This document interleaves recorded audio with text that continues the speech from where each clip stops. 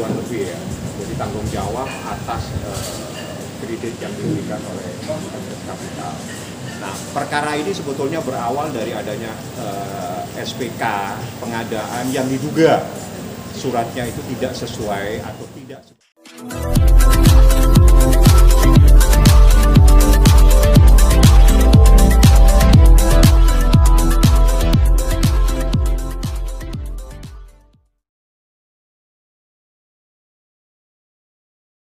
Ya. Assalamualaikum warahmatullahi wabarakatuh dan selamat siang rekan-rekan media yang selama ini mengawal kasus ini. Hari ini saya menyampaikan informasi adanya penahanan terhadap tersangka LM, di mana kami sebagai pelapor mendapatkan informasi tersebut berdasarkan surat yang Mbak Lintang terima dari penyidik, yakni surat tertanggal 23 September 2024, namanya pemberitahuan perkembangan hasil penyidikan, SP2HP istilahnya. Di dalam surat ini yang paling penting sudah dinyatakan oleh penyidik, ada penyidik telah melakukan penangkapan dan penahanan terhadap LF.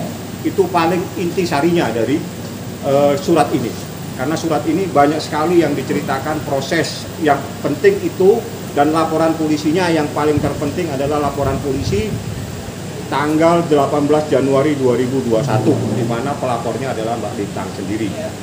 Seperti itu. Soal peristiwanya bagaimana sehingga Mbak Lintang membuat laporan ke Polda Metro Jaya itu terkait dugaan tindak pidana penipuan dan penggelapan.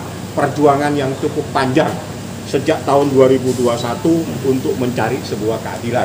Alhamdulillah pada tanggal 19 September seingat saya telah dilakukan penangkapan dan penahanan terhadap seseorang berinisial LM karena diduga telah melakukan tindak pidana penipuan dan penggelapan. Seperti itu surat yang saya terima. Jadi kami menjelaskan kepada rekan-rekan media itu berdasarkan surat yang kami terima dari penyidik.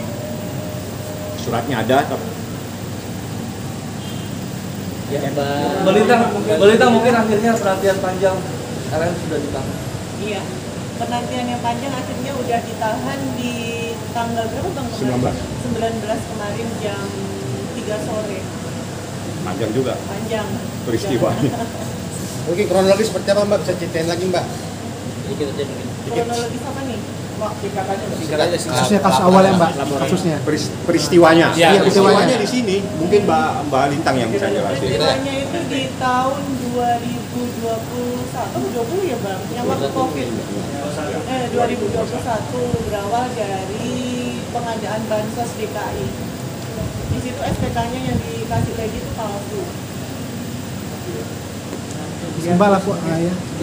Kerugiannya berapa? Laporannya di mana? Kerugiannya itu pertama kita pencairan di SS Capital itu 40 miliar. Dari 40 miliar itu diberikan barang. Dari barang itu baru kembali sekitar 20 atau berapa gitu saya lupa. Masih berapa sih Bang total itu? Total ya tanggung jawab Mbak L dan satu-satunya Pak James itu hampir 30-an lebih ya. Jadi tanggung jawab atas kredit yang diberikan oleh SS Capital. Nah, perkara ini sebetulnya berawal dari adanya SPK pengadaan yang diduga suratnya itu tidak sesuai atau tidak sebagaimana mestinya. Nah, berdasarkan surat itu, Mbak Lintang mencairkan pertama kali di sini ya, Mbak? Iya. Ya, di sini disepakati 3,3 miliar. 3 miliar dulu. Jadi minta CLM ini minta 3 miliar dulu untuk mengambil SPK di DKI. Dari 3 miliar itu lalu dia mengajukan invoice untuk pembelian barang senilai 37 miliar. Nah, setelah diketahui bahwa SPK ini tidak sebagaimana mestinya atau tidak ada di dalam proses pengadaan ini, maka barang-barang tersebut harus dijual ya Pak ya. Disepakati harus dijual dan uangnya harus dikembalikan kepada SS Capital, dan ada tanggung jawab Mbak Lintang yang cukup besar sebagai gurantor dia, jadi apalisnya dia. Jadi itu peristiwanya. Jadi ada beberapa hal-hal di mana akhirnya Mbak Lintang melaporkan penipuan dan penggelapan pada satu item. Jadi ini ada beberapa item supaya dipahami ya. Item pokoknya itu adalah pengadaan barang dan jasa. Dalam pengadaan barang dan jasa ini ada sub lagi. Subnya itu terkait barang-barang yang sudah dibeli. Nah, pada titik itulah Mbak Lintang melaporkan dugaan tindak pidana penipuan penggelapan. Seperti itu ya, Pak? Iya. Perempuan ini luar biasa banget. Maling teriak maling. Dalam prosesnya juga Balita sempat dilaporin juga ya? Iya, saya dilaporin di mana-mana, dilaporin di Polres Jakarta Pusat, Polda dilaporin Metro. di Polda Metro, di Harga, di Kaltek. Terus terakhir saya dilaporin lagi di Di Polres Renata. Renata. Itu Banyaknya laporan. pencemaran nama baik katanya. Balita ketika proses dilakukan mungkin Balita rasanya apa? Tahan. Bahagia dong. Penantian yang panjang akhirnya terselesaikan dengan baik. Mbak, setelah proses ini adakah kontak dari pengacara sana, Mbak? Nggak ada. Balita mungkin setelah LM ditahan, setelah LM ditahan mungkin masih berharap kerugian kembali atau seperti apa? Enggak, saya nggak berharap, kita udah beresin semua. Bang, Kalau tindak pidana penipuan penggelapan itu ancamannya itu maksimal 4 tahun. Tapi pasal ini menurut KUHAP adalah memenuhi syarat untuk dilakukan penahanan. Dan ada TPPU-nya. Nanti TPPU-nya pasti akan berjalan tersendiri dan itu ancamannya yang lebih berat. Kenapa Bang? Ya, ancamannya TPPU bisa 10 tahun. Bang, apa sih Bang buat ini jadi lama banget kasusnya, Bang? Kenapa? Bertahun-tahun kasusnya jadi lama gitu loh. Gini, kasus lapor itu situasi COVID. Dan COVID dahsyat-dahsyatnya COVID. Dan berjalan berhenti. Otomatis orang konsentrasi menyelamatkan diri masing-masing. Bagaimana kita bisa sehat. Nah, berjalan. Tapi proses ini saling lapor-melapor itu panjang. Jadi Mbak Lintang dilaporkan di sini, dilaporkan di sini. Mbak El hanya melaporkan satu LP saja. Ya LP ini yang diperjuangkan terus-menerus.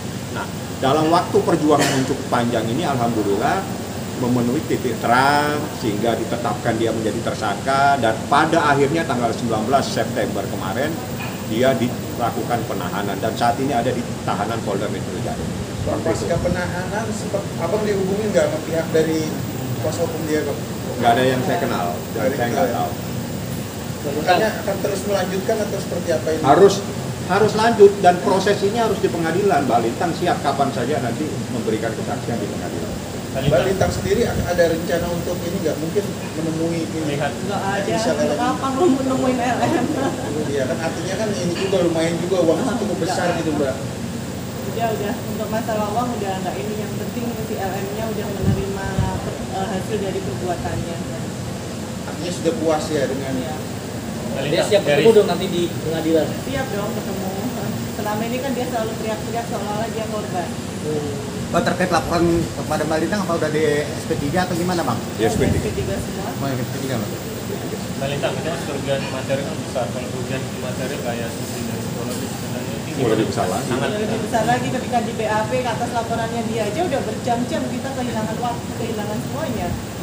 Dan diberitakan juga. Dan sama dia diberitakan di YouTube kan seolah-olah saya ini pelaku, padahal dia yang pelakunya. pasca dari penangkapan dari inisial LM ini sempat ada disita juga nggak sih Bang untuk barang-barang sendiri Bang gitu? Sebentar. Barang yang disitanya apa aja Bang? Kita apa aja Bang?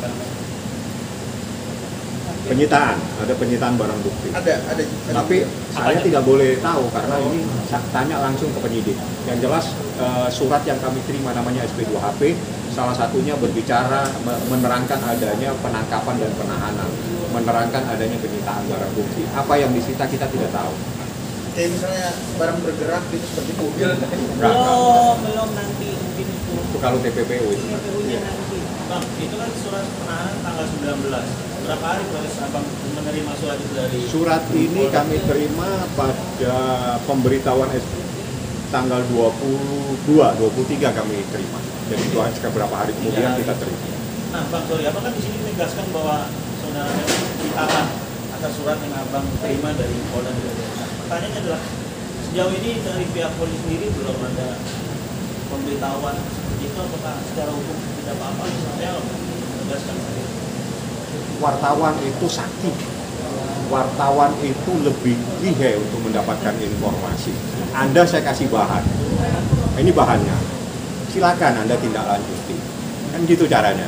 Nah, dasarnya ada SP2HP. Nah, biasanya yang begini yang menjelaskan Humas, sampaikan saja ada SP2HP yang menangani unitnya ada di Resmob dan sejak tanggal 19 September.